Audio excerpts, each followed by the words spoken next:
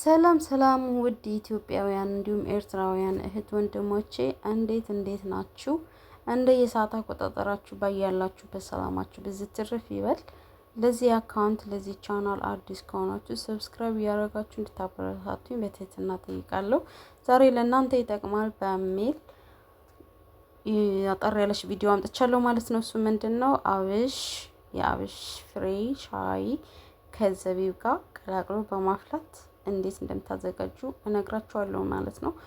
እዚህ ጋር የሚያስፈልገን የአብሽ ፍሬ ነው። 1 ማንኪያ እጠቀማለሁ ማለት ነው።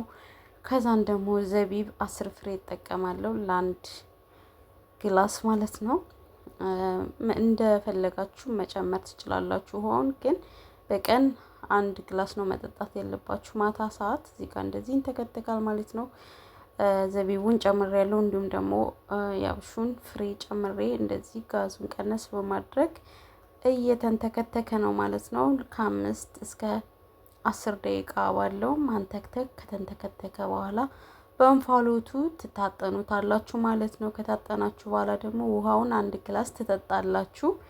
ከዛን ጠዋት ስትነሱ ትታጠባላችሁ ማለት ነው። በጣም ቆንጆ ነው፣ ያሽላል።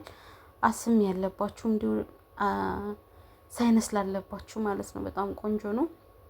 ደረታችሁን ስፍት አድርጎ ለሚይዛችሁ እንዲሁም ደግሞ አፍንጫችሁን ለሚያሳክካችሁ፣ ንፍጥ ለሚያንዘረዝራችሁ ማለት ነውና በጣም ቆንጆ ነው። ተጠቀሙት።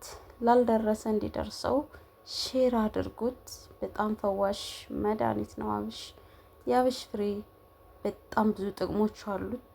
በጣም ብዙ ጥቅሞች ተነግሮ የማያልቅ ጥቅም አለውና ሁላችሁም ይሄን ቪዲዮ ሼር አድርጉት፣ ሰብስክራይብም አድርጉ ማለት ነው። እንደዚህ ቀነስ አድርጋችሁ ጋዙን ታንተከትኩታላችሁ።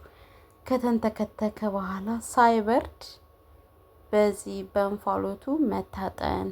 ከታጠናችሁ በኋላ ደግሞ ውሃውን 1 ብርጭቆ መጠጣት።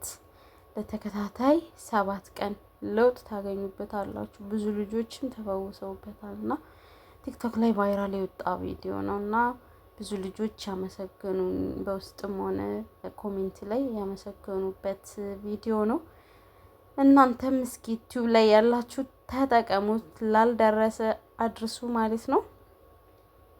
በዚህ መልኩ እያንተከተኩት ነው ማለት ነው።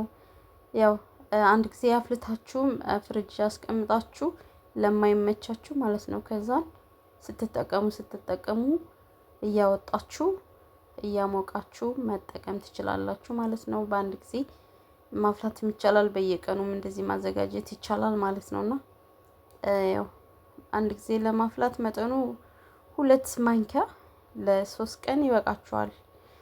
ይሄን ይመስላል። ሰብስክራይብ አድርጉ። ደህና ሁኑ። በሌላ ቪዲዮ እስከምንገናኝ